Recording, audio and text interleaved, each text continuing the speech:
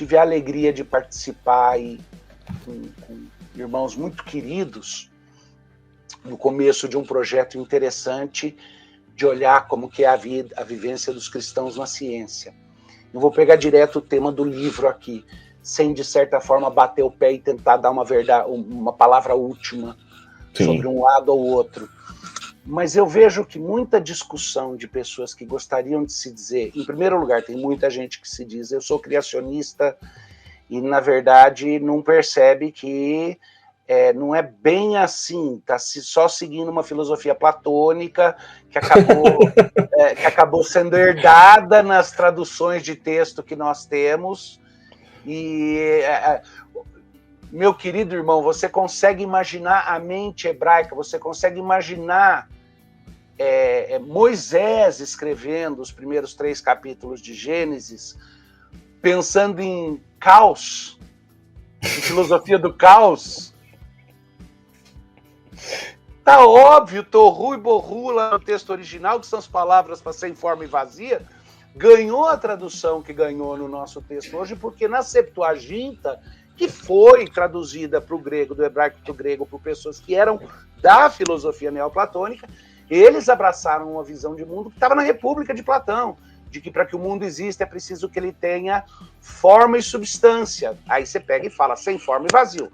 Mas o texto original lá está falando, no princípio criou Deus os céus e a terra era desértica e inóspita, não era apropriada para habitação humana. Tá? Mas sem entrar em enveredar por essa discussão, eu só mencionei isso para dizer que muita gente que se diz criacionista não percebe que, na verdade, quase que tem uma noção neoplatônica de liberdade de forma na interpretação de Gênesis, mas eu vejo muitos irmãos que se afirmam, não, eu procuro compatibilizar o darwinismo com a fé. Né? E sempre tem um argumento, nem o próprio B.B. Warfield achou que isso era impossível, então eu também não acho. Mas uma brincadeira que eu nem lembro se a primeira vez que isso daí surgiu como brincadeira ou coisa assim foi lá em Seattle com o Stephen Meyer numa mesa de restaurante, mas eu acho que foi. Ele contou de uma história que tinha acontecido e algo nesse sentido, e no meio da brincadeira surgiu uma piada interna, né? Mas não é piada, não é maldade. É o seguinte, alguém que se diz um teísta evolucionista não parou para pensar que ele precisa responder uma perguntinha. O processo é guiado ou o processo é autônomo? Porque se ele disser que o processo é autônomo, ele não é teísta, ele é deísta. Se ele disser que o processo é guiado, ele não é evolucionista. Certo? Certo, claro. Porque não tem jeito. Se ele disser que o processo é guiado, então já não cabe na categoria do evolucionismo. E eu falo isso respeitosamente, não como uma provocação ruim, mas eu acho que o que acontece muitas vezes é que nessas discussões a gente não vai a fundo o suficiente, não dá um passo atrás para fazer algumas perguntas.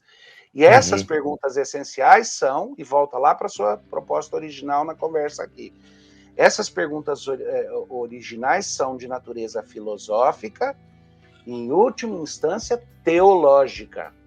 Que eu insisto tanto na teorreferência.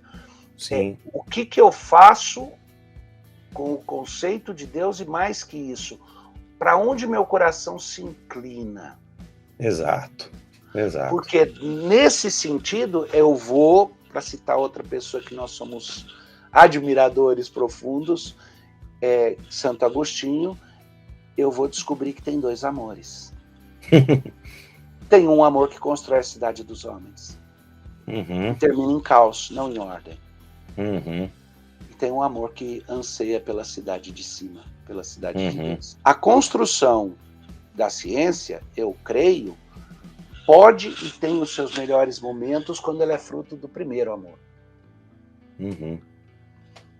Mas a interação entre quem pensa teologicamente, filosoficamente, e quem está trabalhando com a prática da ciência, também vai ser definida por essa questão de qual é a inclinação, qual dos 2 amores está dominante.